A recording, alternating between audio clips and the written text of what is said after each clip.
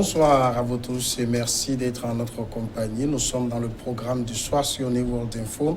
Le décryptage de l'actualité, comme toujours, pour commencer, nous parlons ce soir du Bénin pour évoquer le rapatriement de 28 objets appartenant aux anciens rois d'Abomey, ambassadeurs de France et du Japon, collaborateurs du président béninois, écoliers et étudiants, artistes, membres de famille royale, donateurs. Tous étaient là vendredi soir au petit musée de la Rocade dans le sud du Bénin, autour d'un magnifique sabre d'Amazone orné de figures d'animaux. Cet objet du 19e siècle utilisé par les anciennes gardiennes du roi d'Abomey fait partie des 28 objets désormais exposés dans le musée de Lobozumpa après leur acquisition par un collectif d'antiquaires français passionnés d'art africain et du Bénin.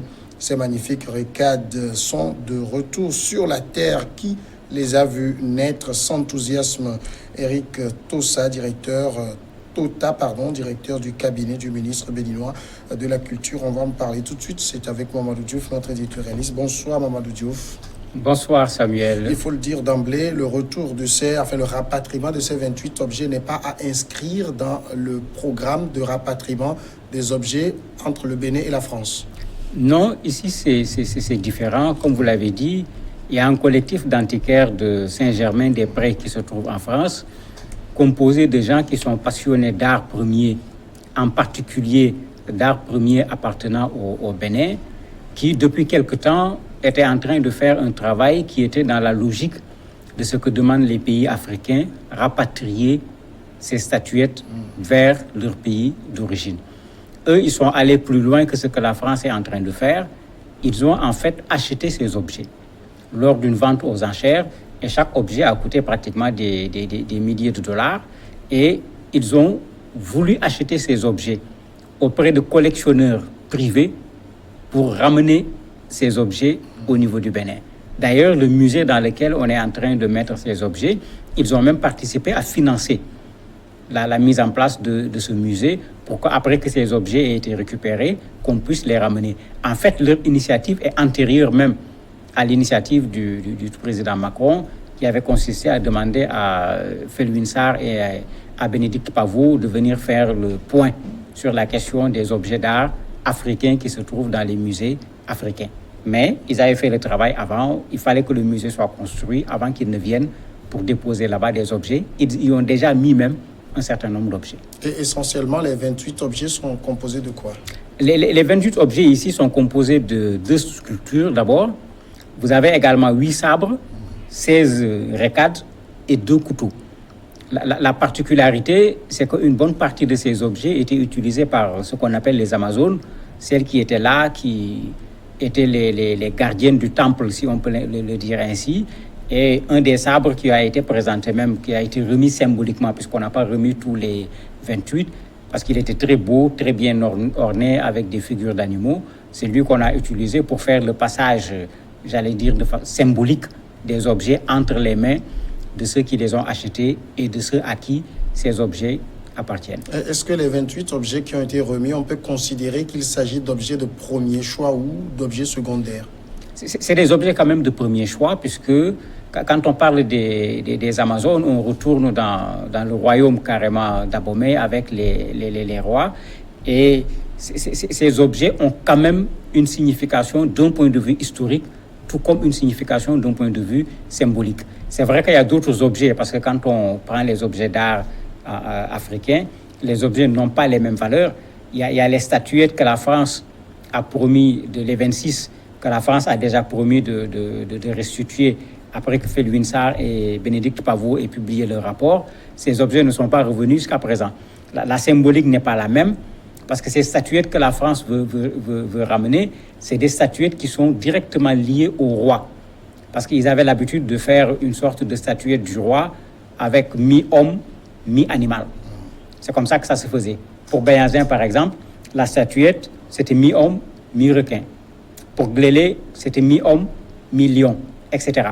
Donc ces statuettes sont en même temps la symbolique par rapport à un roi qui a régné, de sorte que ces statuettes peuvent avoir plus d'importance que d'autres objets qui sont toujours des objets appartenant à l'art premier au niveau du Bénin. Alors, on sait que les passionnés d'art qui ont acheté ces objets, vous l'avez dit, les ont achetés auprès de collectionneurs privés. Eux, ils les ont trouvés d'où? C'est tout le problème avec ces objets d'art qu'on retrouve dans les pays européens. Vous en avez de plusieurs sortes. Vous avez des objets qui sont juste des objets d'art qui ont été achetés. La personne qui les a emportés en toute bonne foi. Vous en avez qui ont été pillés, parce que dans le répertoire de Felwine Sarr et de Bénédicte Pavot, par exemple, ils font carrément la part des choses en montrant que voilà des objets qui ont été pillés. Et parfois même, on donne la période, parce que dans le travail de recherche qu'ils ont fait, puisque généralement, les colons, quand ils étaient là, ils avaient leur cahier de tous les jours. Quand ils avaient pris des objets, ils mentionnaient. Donc, cela leur a permis de dire, voilà des objets qui ont été pillés. Voilà d'autres objets qui ont été non pas pillés pendant la colonisation, mais parfois après la colonisation, parce que les antiquaires, connaissant la valeur de ces objets, ont malheureusement pu corrompre certains parmi les Africains pour qu'ils acceptent d'extraire ces objets et de les vendre. On considère toujours que c'est un pillage, même s'il y a un Africain qui a participé moyennant à la limite de la corruption.